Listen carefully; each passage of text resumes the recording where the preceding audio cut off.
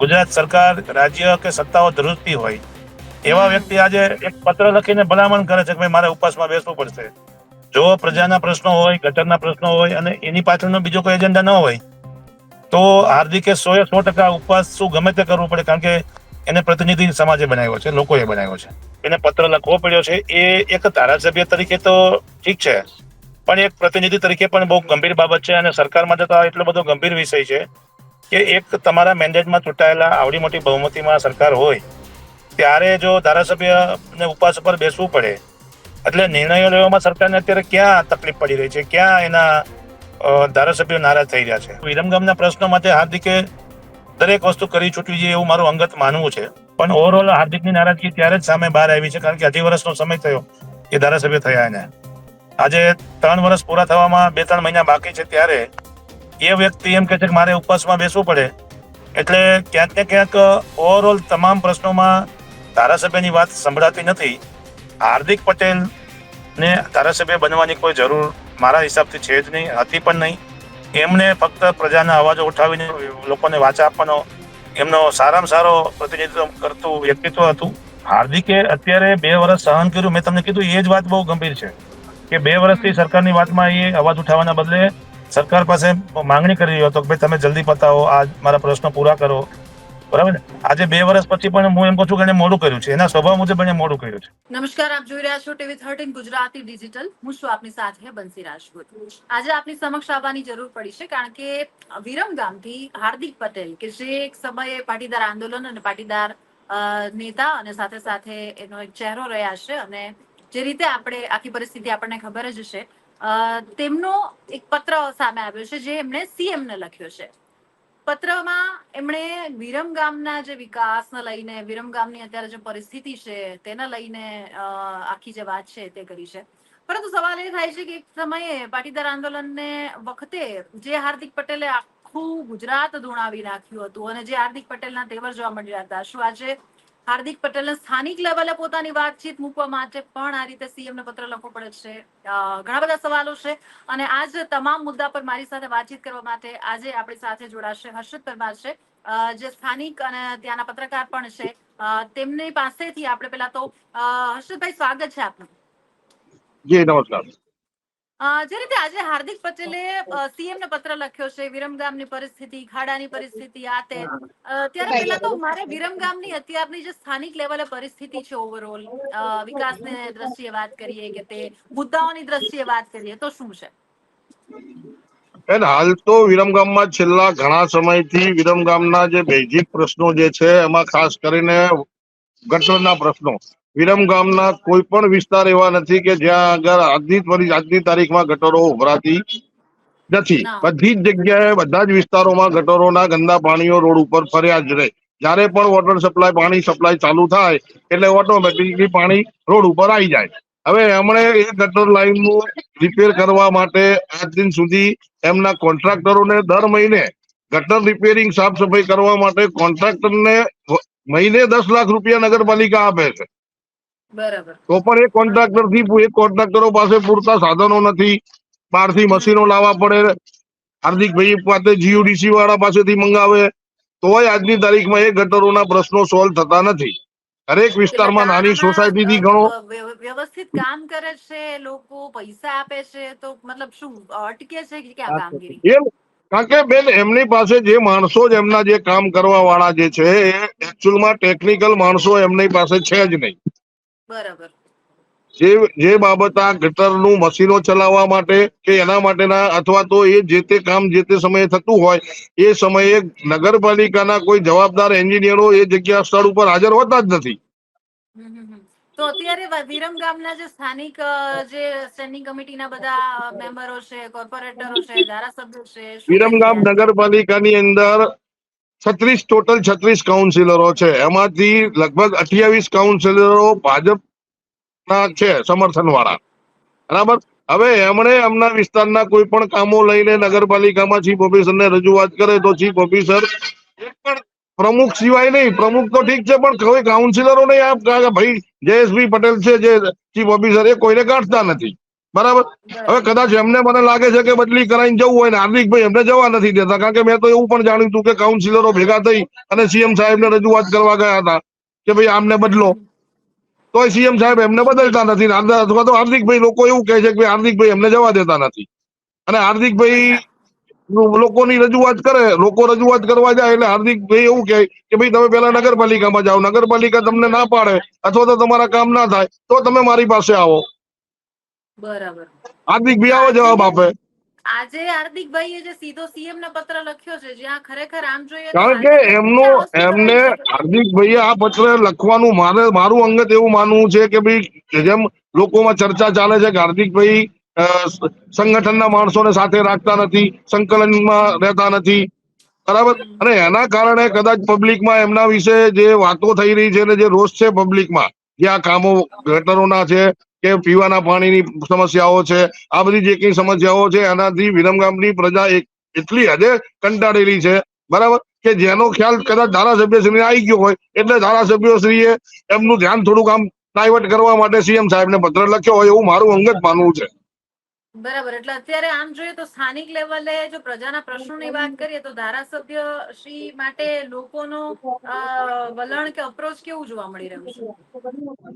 લોકોમાં રોષ જ છે એમના પ્રત્યે, કારણ કે કામ નથી થતા એટલે લોકોમાં રોષ જ છે.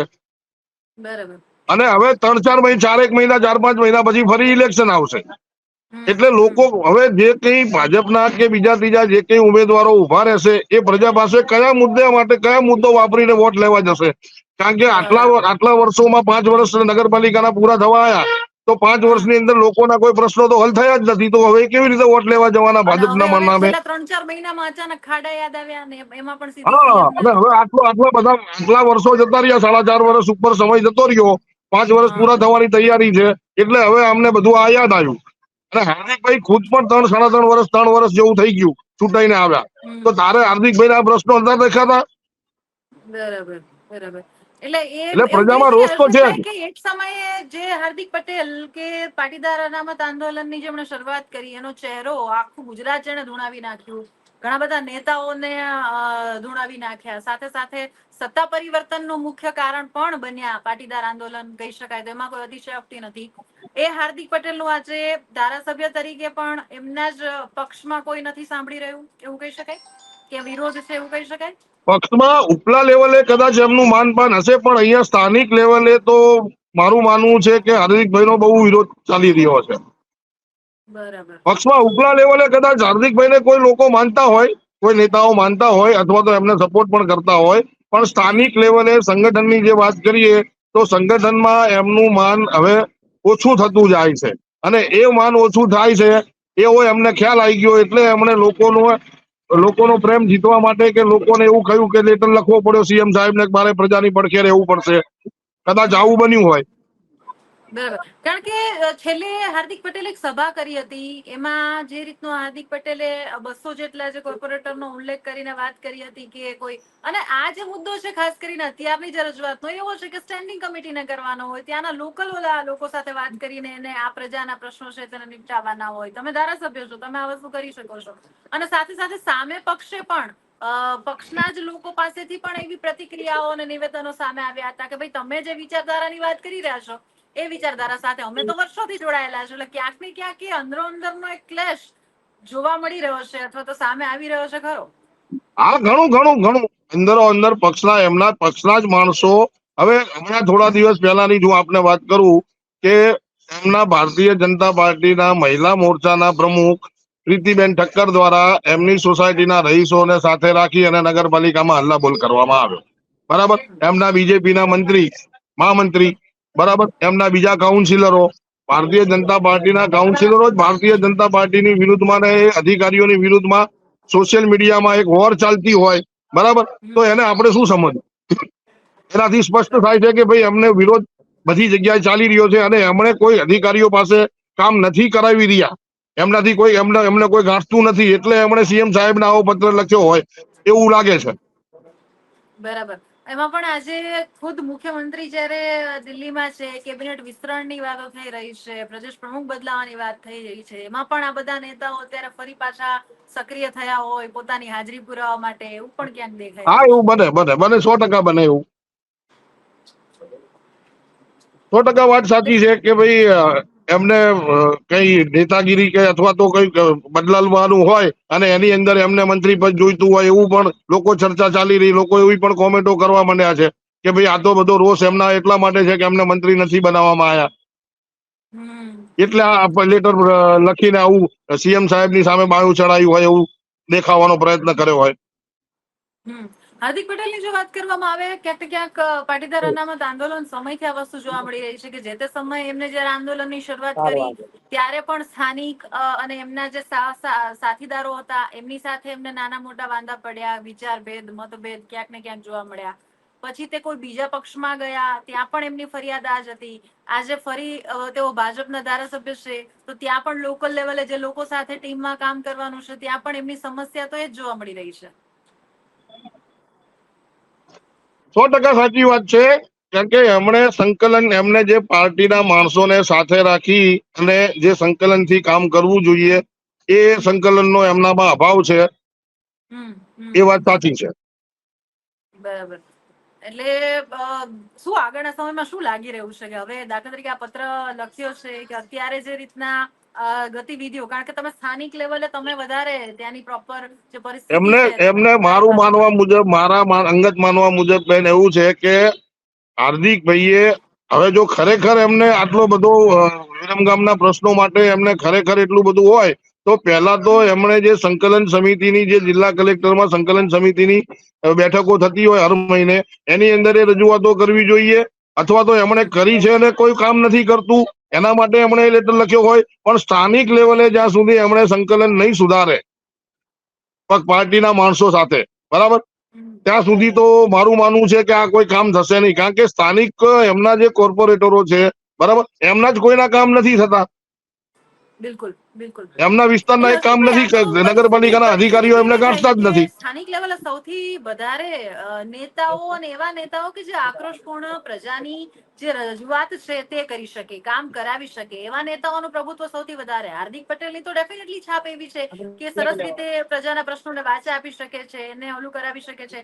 સાથે સાથે જો આજે પણ આપણે જયારે વિકાસની વાતો કરતા હોઈએ, આપણે જયારે મતલબ 21st એઆઈ ટેકનોલોજીની જયારે વાતો કરીએ છીએ ત્યારે જો સ્થાનિક લેવલે નળ ગટર અને રસ્તાઓ જેવી પરિસ્થિતિ માટે પણ અત્યારે જો લોકો ઝઝૂમી રહ્યા હોય, દર વખતની જો આજ પરિસ્થિતિ હોય તો પછી આપણે ક્યાં આપણે આમાં વિકાસની વાતો કરીએ કે આપણે ક્યાં પહોંચશું? દર વખતની આપણે ચર્ચાઓ કરીને બેસી ના ના ના, રહીશું. વિરમગામમાં નેતાઓ બદલતા હાર્દિકભાઈ કઈ ઘણી બધી ગ્રાન્ટો લાયા છે. વિરમગામની અંદર હાર્દિકભાઈ એમણે જે એમના ભાષણોમાં અને એમને સોશિયલ મીડિયામાં એમણે જે રીતે વિકાસની વાતો કરી રહ્યા છે કે ભાઈ એમની વિધાનસભા સીટમાં એમણે જે ગ્રાન્ટો લાયા છે, એ ગ્રાન્ટો માંથી વિરમગામમાં ગ્રાન્ટો કેટલી વપરાઈ એ તો એમને પૂછો કે ભાઈ બરાબર. તમે ગ્રાન્ટ વિરમગામમાં લાયા તો વિરમગામમાં, અને એમણે એવું કહે છે, એમણે લેટરમાં એવું પણ લખ્યું છે કે કામના ટેન્ડરો અપાઈ ગયા છે, કોન્ટ્રાક્ટરો કામ નથી કરતા. પણ હકીકતમાં એવું છે કે કોન્ટ્રાક્ટરને જે ભાવથી ટેન્ડરો મળ્યા છે, બરાબર, અને એની અંદર એ એમના જ રાજકીય પાર્ટીના માણસો અને અધિકારીઓ મોટું કમિશન માંગતા હોય તો કોન્ટ્રાક્ટરો ક્યાંથી કામ કરવા બેસવાના? બરાબર. કયો કોન્ટ્રાક્ટર કામ કરશે કમિશન વગર? તો કોઈને કામ આપવું નથી, એટલે કોન્ટ્રાક્ટરો નાસી જાય છે, એટલે કોઈ એટલે કામ દરેક કરતા નથી. દરેક દરેક લેવલે કમિશન આપવાના, દરેક લેવલે હા, મતલબ આ નગરપાલિકામાં આ સિસ્ટમ જ ચાલે છે. કોન્ટ્રાક્ટરો અમારી પાસે, તો હું તો સ્થાનિક પત્રકાર છું એટલે ઘણા કોન્ટ્રાક્ટરોને અમે પૂછ્યું ભાઈ આ કામ તમે, ભાઈ કે અમે કામ કરીએ કે આ લોકોને કમિશન આપ કરીએ તો અમારી પાસે વધે શું? કોન્ટ્રાક્ટરો આવા આક્ષેપો કરતા હોય છે. બિલકુલ. એટલે આક્ષેપ પ્રતિ આક્ષેપોમાં પત્ર લખવામાં આ રીતની મતલબ કહેવાય ને કે આજ બધામાં જે ખરેખર પ્રજાનો વિકાસ છે કે એની જે એટલે વાત છે નહીં, કે એના પત્ર એ લખવાનું ત્યાં મારા માનવા મુજબ મુખ્ય કારણ એ જ છે કે ભાઈ હમ હાર્દિકભાઈ ને આ બધી બાબતોની આ પરિસ્થિતિનો ખ્યાલ આવી ગયો છે, બરાબર, બરાબર. એટલે હાર્દિકભાઈ એ પ્રજાના અંદર એમના પ્રત્યે થોડી લાગણી જળવાઈ રહી અને પ્રજા એમને માન આપે, બરાબર, એટલા માટે આ લેટર લખ્યો છે. બિલકુલ બિલકુલ આભાર હર્ષદભાઈ, તમે તમામ જે બાબતો છે તેના પર પ્રકાશ પાડ્યો છે, સીધી વાત અમારી સાથે તમામ મુદ્દે કરી છે અને ઘણા બધી એવી વાતો વિરમગામની કે જે અમારી સામે આવી છે કે જે સ્થાનિક લેવલે ખરેખર પ્રજા છે તે ભોગવી રહી છે. જોઈએ હવે આખી જે સમસ્યા છે તેનું સમાધાન શું આવે છે. આપનો સમય આપવા બદલ આભાર. તો જે રીતે અત્યારે હર્ષદભાઈએ આખી જે વિરમગામની પરિસ્થિતિ છે સ્થાનિક પત્રકાર તરીકે એમને તમામ જે પાસાઓ છે તે આપણી સામે રજૂ કર્યા છે. સાથે સાથે એક સમયે હાર્દિક પટેલના જે સાથી રહી ચુક્યા છે તેવા પાટીદાર અગ્રણી નેતા દિનેશ બાંભણિયા પણ અત્યારે આપણી સાથે જોડાયા છે. તેમની સાથે પણ આપણે વાતચીત કરીશું અને થોડી પરિસ્થિતિનો ચિતાર મેળવવાની કોશિશ કરીશું. સ્વાગત છે આપનું દિનેશભાઈ. નમસ્તે બેન. જે રીતે આજરોજ ખાસ કરીને વિરમગામથી હાર્દિક પટેલે છે તે સીએમ ને પત્ર લખ્યો છે સ્થાનિક સમસ્યાઓ છે તેની રજૂઆતને લઈને.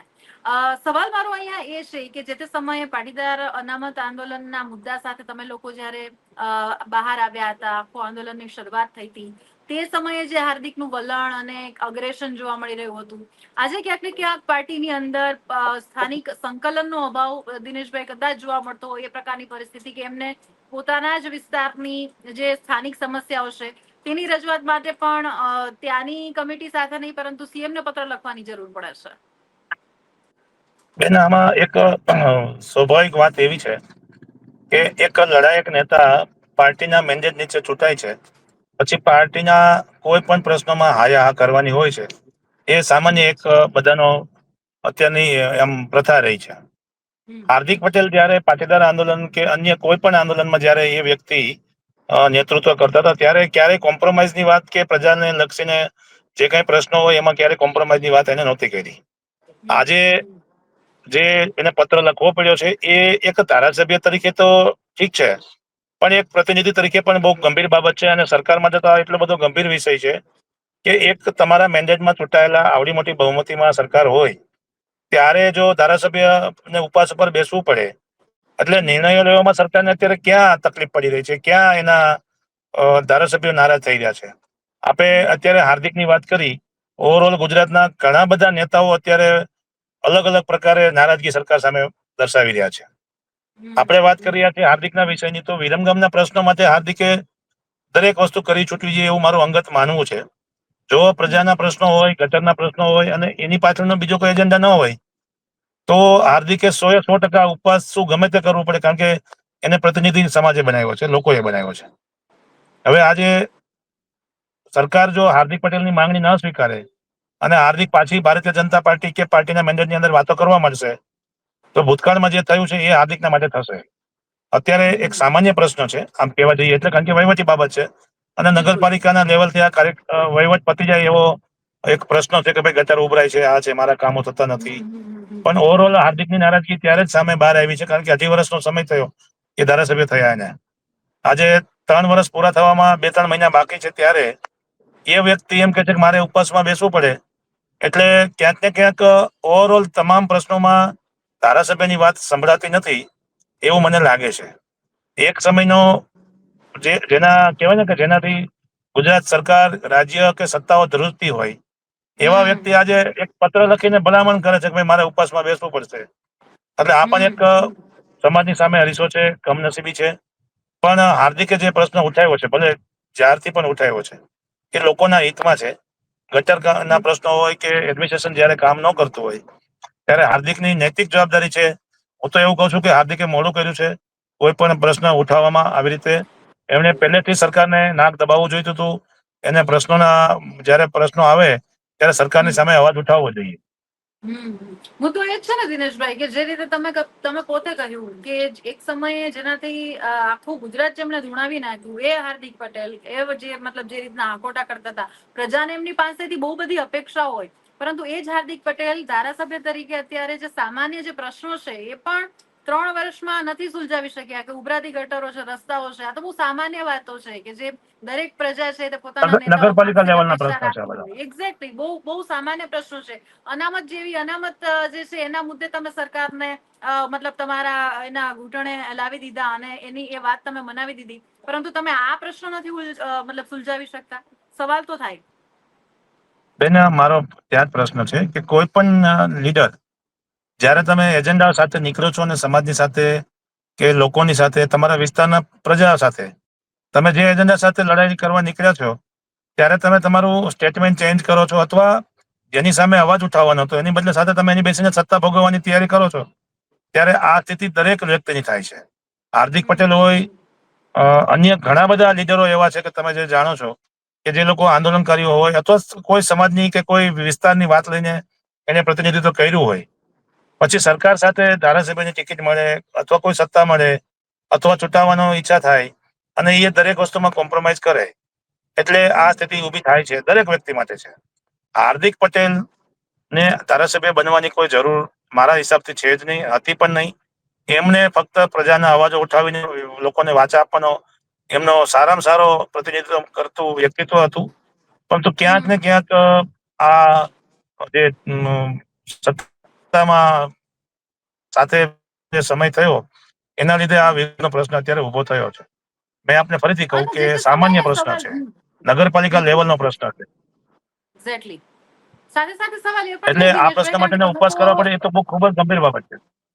અને આ તો કહેવાય ને કે તમે લોકો જ્યારે સાથે કામ કરતા હતા ત્યારે પણ જે આંદોલનના મુખ્ય ચહેરાઓ, જે તમામ નેતાઓ સામે ત્યાં પણ ક્યાંક ને ક્યાંક ચલો એક કોઈ ઉદ્દેશ્ય સાથે તમે બધા સામે આવ્યા હોય તો નાની મોટી વાતોમાં મતભેદ થાય, પણ ત્યાં પણ ઘણા બધા મતભેદો સામે આવ્યા. બીજા કોઈ પક્ષ સાથે જ્યારે હાર્દિક પટેલ જોડાયા હતા ત્યારે પણ આ જ પરિસ્થિતિ. આજે સત્તા પક્ષ છે તેની સાથે પણ હાર્દિક પટેલ જોડાયા છે, આ જ પરિસ્થિતિ. એટલે શું એવું કહી શકાય કે ક્યાંક ને ક્યાંક ટીમમાં કામ કરવા માટે કે સંકલનનો જે અભાવ છે આ એક સ્વભાવ છે? કારણ કે આ પરિસ્થિતિ દરેક વખતે એક પેટર્નના રૂપમાં જોવા મળે છે જ્યારે વાત હાર્દિક પટેલની હોય. ના બેન, એ બાબતમાં હું હાર્દિકની સમર્થનમાં છું. કારણ ઓકે. કે હાર્દિક પટેલ, હાર્દિક પટેલે જે એ કોઈ ટીમ વર્કમાં કામ ન કરી શકે કે ટીમને હેરાનગતિ કરવાનો પ્રશ્ન, એવો પ્રશ્ન છે જ નહીં. હાર્દિક હંમેશા લોકોના પ્રશ્નનો અવાજ ઉઠાવનાર સ્વભાવનો વ્યક્તિ છે. અને ઓકે. હાર્દિકે અત્યારે 2 વર્ષ સહન કર્યું. મેં તમને કીધું એ જ વાત બહુ ગંભીર છે કે 2 વર્ષથી સરકારની વાતમાં એ અવાજ ઉઠાવવાના બદલે સરકાર પાસે માંગણી કરી રહ્યો હતો કે ભાઈ તમે જલ્દી પતાવો, આ મારા પ્રશ્નો પૂરા કરો. બરાબર ને? આજે 2 વર્ષ પછી પણ હું એમ કહું છું કે એને મોડું કર્યું છે. એના સ્વભાવ મુજબ એને મોડું કર્યું છે. પ્રજાના પ્રશ્નો થવા જોઈએ, પ્રતિનિધિ તરીકે એને કરવા જ જોઈએ. હું તમને દાખલો આપીશ કે હાર્દિક પટેલ ક્યારે પણ કોમ્પ્રોમાઇઝ કરવાની લાઈનમાં હોતો નથી. ને જ્યારે જ્યારે પ્રશ્નો ઉભા થયા, ભલે કોંગ્રેસનો વિષય હોય, રાજકીય વિષય હોય કે સરકાર સામેનો વિષય હોય કે સરકાર સાથેનો વિષય હોય, એટલે તમે જેમ કીધું એમ કે હાર્દિક પટેલની હું આ બાબતમાં હું એના સમર્થનમાં છું કે એને પ્રજાના અવાજ ઉઠાવવા જોઈએ, પ્રતિનિધિ તરીકે એને વાત કરવી જોઈએ. સામાજિક હોય, વિસ્તારની હોય, દરેક વર્ગની હોય. અને આજે એના નગરપાલિકાના પ્રશ્નો છે, કાલે વિરમગામના પ્રશ્નો આવે, કાલે કોઈ સામાજિક લેવલથી એવો પ્રશ્ન ઉભો થાય. અને હું હાર્દિકને જ્યાં સુધી ઓળખું છું ત્યાં સુધી મને ખબર છે કે હાર્દિક કામ કરાવવાને ટેવાયેલો માણસ છે. એ ક્યારે પણ આવી બાબતમાં સહન નહીં કરે. કારણ કે દિનેશભાઈ જુઓ, આમ જોઈએ તો જે આંદોલનની શરૂઆત થઈ હતી એ ત્યાંથી થઈ હતી. સાથે સાથે હાર્દિક પટેલ ત્યાંથી સ્થાનિક નેતા ચૂંટાઈને આવ્યા છે, એટલે લોકોનો સાથ અને સહકાર હોય, વિશ્વાસ હોય હાર્દિક સાથે, એ કોઈ ઓલું નથી. અને વાત જયારે રાજકારણની હોય ત્યારે સામ દામ દંડ ભેદ એ દરેક જગ્યાએ જોવા મળતું હોય છે, કોમ્પિટિશન દરેક જગ્યાએ જોવા મળતું હોય છે. હાર્દિક પટેલને એક સભા કરીને પોતાના જ જે કાઉન્સિલરો કે કોર્પોરેટર્સ છે એમના વિશે એવું કહેવું પડે કે એમના મતલબ સહકારનો છે જે અભાવ જોવા મળે છે. સાથે સાથે સામે પક્ષે નેતાઓ પણ એમના જ પક્ષના ધારાસભ્ય વિશે એવી વાત કરે છે કે ભાઈ તમારી વિચારધારા તો હવે બદલાણી, અમે તો આ જ વિચારધારા. એટલે શું તમને એવું લાગે છે કે અંદરો અંદરનો ક્લેશ, અંદરો અંદરનું એક કોમ્પિટિશન કે ક્યાંક ને ક્યાંક એ ભાગ ભજવી રહ્યું છે અત્યારે સ્થાનિક લેવલે વિરમગામમાં? જો કોઈ પણ જયારે એક સિસ્ટમ બેસી ગઈ હોય અને એ સિસ્ટમમાં કોઈ ક્રિએટિવ અથવા એક્ટિવ માણસ આવે ત્યારે સિસ્ટમમાં બેઠેલા જે શાંતિથી બેઠેલા અથવા જે પોતાની મનમાની કરતા હોય એ લોકોને પ્રોબ્લેમ થાય, સ્વાભાવિક છે. હું હાર્દિક પટેલની વ્યક્તિઓ કોણ છે, શું છે, એનો મને પરિચય નથી, એટલે મારે એના માટે કઈ ન કહેવાય. પણ હું હાર્દિક માટે કહેવા માટે કમ્પ્લીટ તૈયાર છું કે હાર્દિક કોઈ પણ જાતની અન્યાયવાળી બાબતને સહન કરશે નહીં. કદાચ 2, 5, 15 દિવસ, 5 મહિના એ ભાજપમાં હોય, કોંગ્રેસમાં હોય કે આમ આદમી પાર્ટીમાં હોય, અથવા રાજકીય વિષય હોય કે એમનો વિષય હશે, એ થોડોક ટાઈમ સમય આપશે, સહન કરશે, બધું થશે. પણ હાર્દિક જો એના પ્રજાના કામો નહીં થાય તો હાર્દિક 100% વિરોધ કરશે, એવી મને ખાતરી છે.